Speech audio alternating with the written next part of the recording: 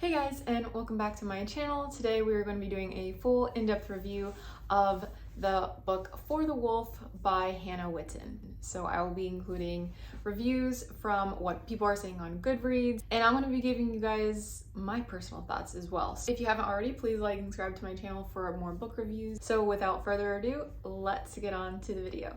So the reason why I picked up this book in the first place is I saw it somewhere just randomly on Book Talk, didn't think anything of it, and then maybe a month later I see the sequel at Barnes & Noble and I loved the cover. So I actually fell in love with the cover of the second book, and I just thought I was really interested. I wanted to know what was the series about, should I read the first book, and then I went into the GoodReads, BookTube. I wanted to see what were people saying about this book. Is it popular? Why or why not?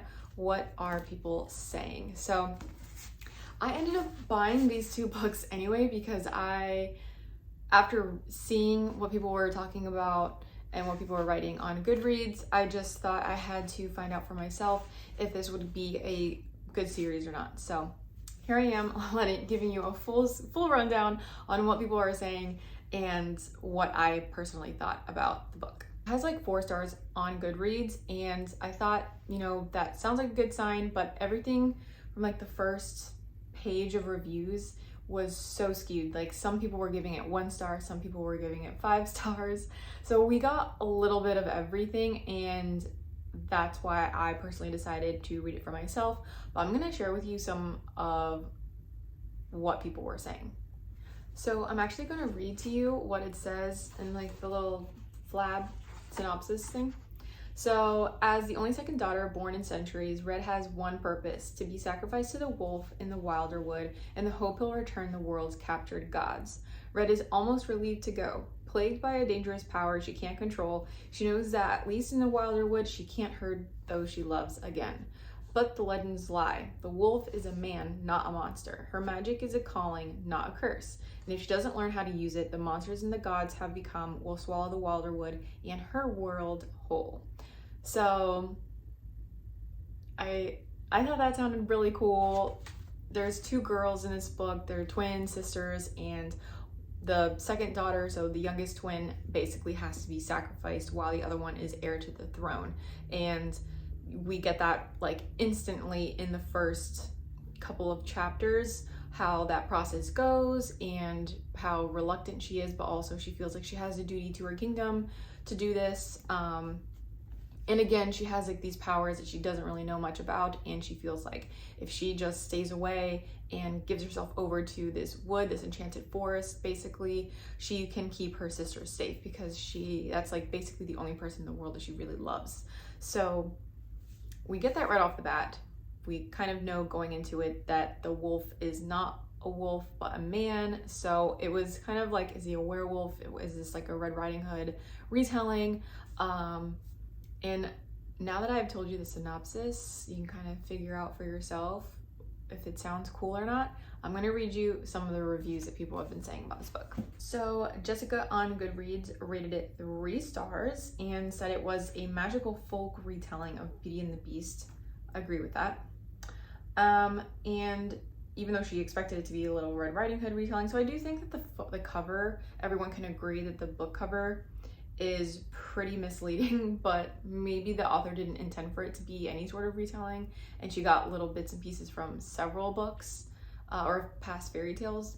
She says the concept of the wilder wood is interesting, not very unique, but it suits the story, but it's very vague, and the narrator kind of gives us more questions than answers, which I also kind of agree with. Wilder wood is like this enchanted forest that she has to go into, and this is where the wolf lives, and it's has some dark hidden magic that no one really knows about too much. And going into the book, you're not really going to get too much of an answer of how the kingdom works and the magic system and all of that. It's very vague, but I think it adds to the mystery. So I personally didn't mind it. I was confused for some of the book, but as you keep reading, it's like, oh, okay, it's fine, because again, it kind of adds to the mystery of the whole thing. And then we have Andy, who rated it 1 star. And she said someone compared this book to Bear and the Nightingale, and that's like comparing this book to Barney's Great Adventure to Citizen Kane. Meg's Book Rack also rated it 3 stars, but that it dragged on too long. And it kind of just goes on from there. There's tons of people that say pretty much the same thing over and over again. They either are confused with the writing style and the world, and the author should have done a better job of world building to kind of give us a better understanding of how the magic works and where did this all come from, what is like the wolf origin story. We want to learn more about him. So we don't really get that. The author doesn't give that to us, and I don't know if it's because we're going to see more of that in the second book or not, but I don't know. So as far as what my personal thoughts were, I actually gave this book a 4-star review on GoodReads. I thought it was fantastic. I absolutely loved the dark elements of this. I loved the imagery that the author gives describing the Wilder Wood. I think it's very poetic, and even though she doesn't really go into much depth of how it works, and it's kind of confusing with, you know, the Wilder Wood dying, but then we're supposed to protect it, but also it's kind of evil, like it's like neither good nor bad, and she does say that several times in the book, or the wolf does. The magic in the Wilder Wood itself is neither good nor bad, it just is. And I think that's pretty cool, because sometimes there's a gray area in life, and you know, we're not always gonna get a full like clear explanation on things. You just have to go with the flow on how things are and do your best with what you have. So I actually didn't mind that at all. Also, how cute is my little Dobby bookmark, right? So cute. I would say the first half of the book is pretty confusing. I was a little bored in the beginning, kind of slow to read. Again, we do get a lot of imagery. We're seeing a lot of Red and her sister Neve, and the relationship between them two, and the estranged relationship that she has, or they have, with their mom, who is the queen. We kind of feel bad for her, but also we're confused, and we don't really know, like, why does she even want to go in the first place? People are giving her opportunities to escape and not have to go through with this like sacrifice, and she goes through with it anyway, and we don't really get why. The book doesn't tell us about her magic, how she got her magic, how it works, anything like that. It's not until further in the book that we kind of understand what happens and how she got her magic, but we still don't understand how it works. How powerful is she? You kind of get the vibe that she's less powerful than the wolf, but also equally or more powerful. There's some things that she does that people in the past couldn't do. So there's this whole second daughter thing that's happened for centuries, and none of them had power before, none of them had any magic before, but the Wilder Wood still claimed them anyway. Someone explain that to me if you read that book. I still don't understand that part really either, but the main things I loved about this was the writing style, the imagery. You could feel like you were in like this cold, like snowy, did anyone hear him sneeze? Cold, snowy atmosphere. Really, there's no day or night. It's always like you can't tell the time when you're in the forest. And then you have where the wolf lives. So he lives in like this big keep, which I picture as like the beast castle in a way, but there's like vines and it's like overgrown and just unkept because the wolf has lived there for centuries. He cannot leave, and he's actually the warden, so they talk about that as well, like why is he called the wolf, and why can't he leave, and it goes into that a little bit. But I really liked their relationship. I love the slow burn. I liked Red and Eamon. I believe that's how you pronounce his name. How would you pronounce this name right here? So Eamon, just like Red, does have magic, but his is at like such a higher level, and that's why he's the warden, but he can't actually leave the forest. And when she describes him at first, he's not necessarily handsome, but he's like super tall, like unnaturally tall. He has like very sharp angles. He looks like he's older, but like very like wise, like he's been there, you know, like a tree. So he has a lot of similarities, I guess, to a tree, which is kind of cool because as you read, you'll kind of see what his magic can do, and it's very, I don't know, it reminds me of like a giant oak tree, but, or kind of like that tree in Pocahontas. Do you guys remember that, like, wise tree? Anyway, scars all over his body. He is just kind of rough around the edges, nothing great to look at. and she's stuck with him. She can't leave, or she can leave, but she chooses not to because she's afraid to leave and go back and hurt her sister. Meanwhile, we get two perspectives. So the book is broken up into regular chapters, and then there's an interlude, and there's a few of them. And during those interludes, we see Neve's perspective, which is Red's sister. And I really appreciate that because we can kind of see what's going on in the castle after the sacrifice happens.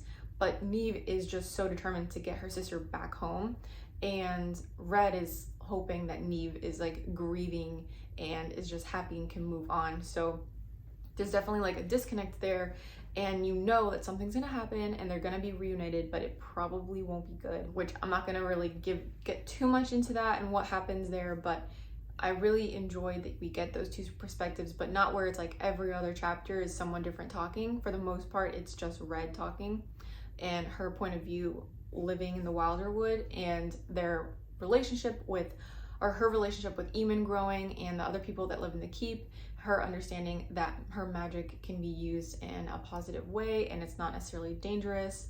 She needs to learn it. I love the love. I think that was probably my favorite part of this whole book.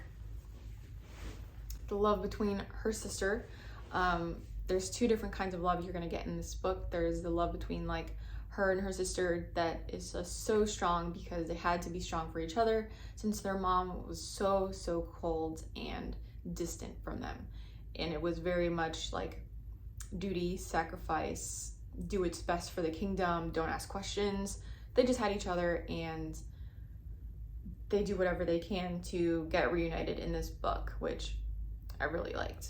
And then you have the relationship between Red and Eamon grow and develop over time, and he also has his own scars with love and family as well, and so he doesn't really know love either. Like, he's never experienced it. Together they were able to kind of learn for themselves what they can do as a team, and even though they had to, there's like that whole trope of a marriage of convenience that happens in this book, and so even though nothing really happens for most of the book, you kind of see them grow and understand and learn what does it mean to like be a team, work together, trust each other, and how does love form over time from that. So I loved it. It was really good. I think this book needs to be this big. No, this book is 450 pages, so it's a pretty big book. There's extras in the back. It gives you like a little excerpt for the next book, which obviously I had to get. And this book is also just as thick, so I'm not really sure what to expect from this one. I don't want to give too many spoilers from this one, but you will see that it's kind of a cliffhanger, but not really. So I don't know. I think we're gonna get some answers more on like the world building and like the kingdoms and the kings that they're trying to like get back. That's the whole purpose for Red being sacrificed. So we're probably gonna see all of that come out in this book, but this book is actually, again, like for almost 500 pages. So it's pretty big. Okay, so what are the tropes that we have here? We have marriage of convenience. We do have them sharing a bed, kind of, they're sharing a bedroom. So you have that close proximity trope. They're stuck together. And then there's also like the whole fairy tale retellings. Like, is this a Beauty and the Beast retelling? There's a few things that happen here that you're like, okay, come on, this is like seriously Beauty and the Beast, full, like through and through. But then there's other parts where, you know, got the red cloak vibe. So I don't know, and then the wolf thing. So it's got a little bit of everything, but I think you would enjoy it. For people that like Beauty and the Beast retellings, I think this is one that you should check out. Is it like A Court of Thorns and Roses Beauty and the Beast retelling? No, but I think you will still find this pleasurable. Just, you know, truck through the writing. It's a lot of writing, kind of fluff. I don't know if it necessarily needed to be there, but the story in general, the plot is really cool, really different. It is kind of dark. There are some triggers, so if you have or are triggered by like cutting yourself, self-harm, anything like that, then I probably would reconsider picking up this book. Just wanted to kind of let you know before you go into it. But if you have read it, what do you think of this book? Did you like it? Is it worth checking out the second book? I'm gonna be reading this one as well and letting you guys know what I thought of the series as a whole. But yeah, I'm actually super glad that I picked it up. I enjoyed it, and I hope you guys will hopefully read it and let me know what your thoughts are as well. So thank you so much for watching. That's gonna be it for me today. But I will catch you guys in my next video. Bye.